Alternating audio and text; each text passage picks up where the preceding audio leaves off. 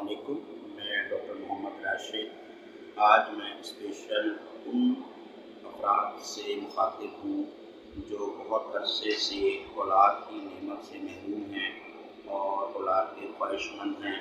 ان کے لیے، ان بچیوں کے لیے خاص طور پہ ایک وظیفہ ہے کہ وہ صبح فجر کی نماز کے بعد ایک تسبیح ان ربی غنی کریم، فجر کے فرض نماز کے بعد ایک تسبیح ان ربی غنی کریم کی پڑھیں اور سارا دن استغفار کی تسبیح کرتے رہیں۔ آپ دیکھیں گے کہ انشاءاللہ اللہ پاک کی رحمت سے 3 سے 4 ماہ کے اندر اللہ تعالیٰ آپ کو اولاد کی خوشخبری عطا فرما دیں گے۔